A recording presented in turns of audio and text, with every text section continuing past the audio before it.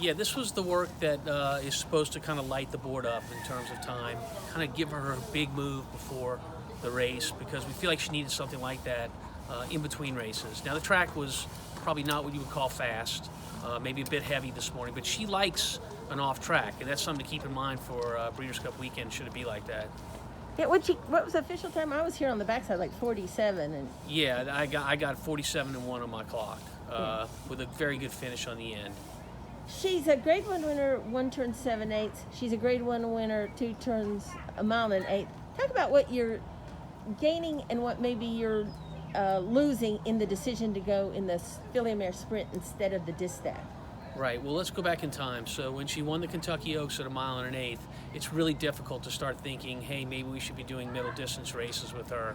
And even with the test, which was last year, going 7/8, and her barely getting beat by Kofefi, that still wasn't enough for me to say, okay, this is what we need to be doing. And at the time, for the 3-year-old fillies, there was a lot out there going a distance of ground. And of course, she was third in the Breeders' Cup Distaff.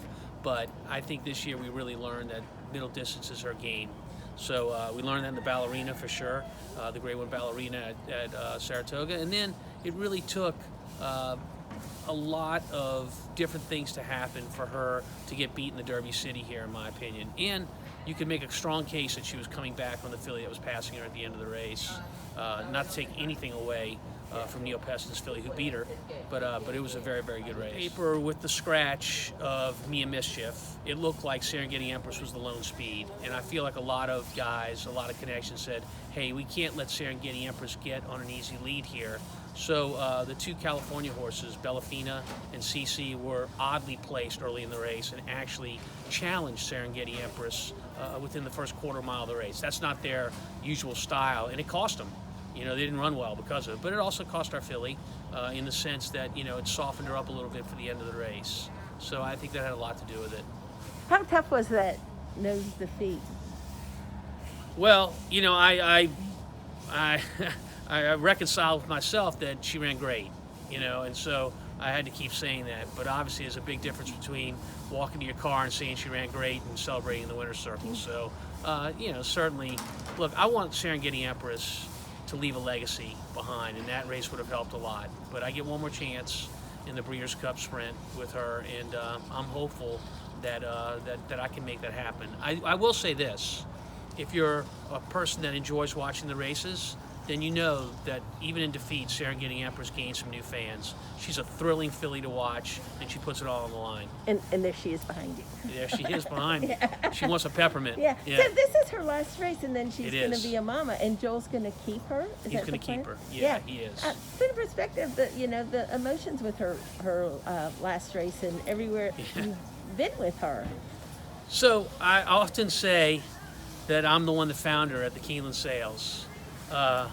But maybe it's more appropriate to say that we found each other, because for me, picking her out and finding her became very important in my career. It showed that I could take a horse from scratch and develop her into a champion and winning the Kentucky Oaks. But for her, she was not, you know, a blue blood bred horse. She went for about half the sale average.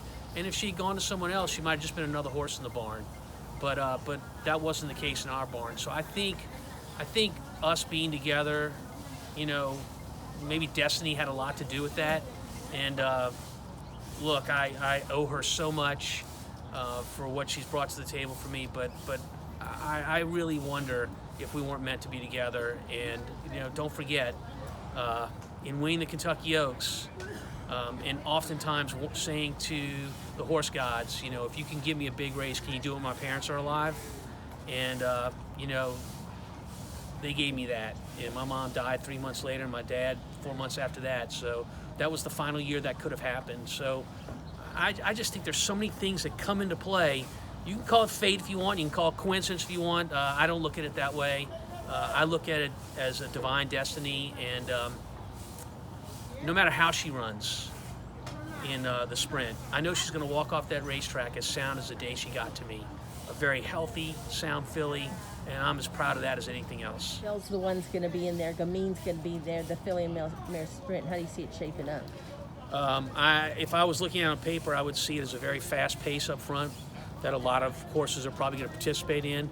That's a real disadvantage for Serengeti Empress, and I would probably be looking for the closers to pick up the pieces, going 7/8 of a mile, which is the distance of the race.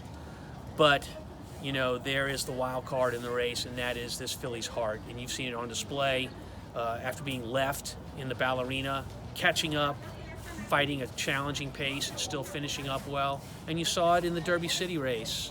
Those fractions were phenomenally quick, and she fought all the way to the end and never gave up. So that's something you can't measure in a horse on paper, and so I think you'll see her on display doing that.